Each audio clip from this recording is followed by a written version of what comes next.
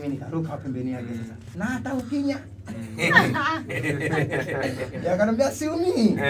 Nikamwambia tena hata ukifusa. Akaruka tena siumii. Nikamwambia kumbe umbovu. Yaani kwamba umii vyote hivyo na umbovu tunaona.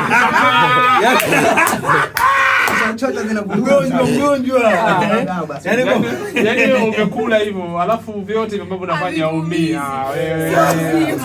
Diara hivyo nini?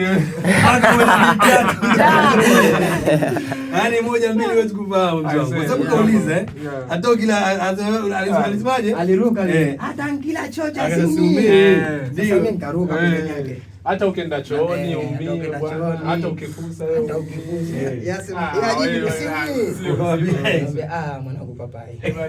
Bwana idea kama hizo wewe unachukua muda gani kuzitengeneza? Sababu zitakuwa ni kubwa hapa mpaka tumepata maana isee baada ya kuchanganua tumeona kweli.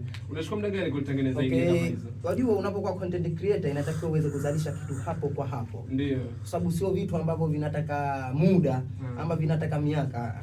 Ni kitu ambacho ni cha kufanya maamuzi tu. Hiyo idea bwana ilinijia wakati natoka location kufanya klipu zangu. Tunarudi na cameraman wangu. Kwa hivyo tulifika sehemu ikanitoka tu. Hata nikila chocha.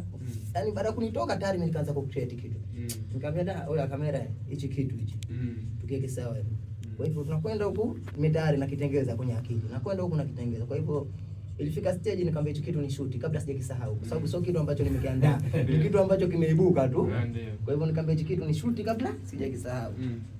Kamera mimi hakunifanyia shida ndani, nikamwambia sawa tafute yengo, tukatafuta kiengo. Tukakaa nikapanga basi itaende hivi ile. Kwa hivyo tukaibutua na kuiachia alhamdulillah. Kwa sababu nimeiachia kwa muda wa hiyo mimi sijaiangalia lakini ulivyonisimulia tu hapa tayari imeshanivutia. Niliachia kwa muda wa masaa 3. Ndio. Kwa muda wa masaa 3 tu ilichukua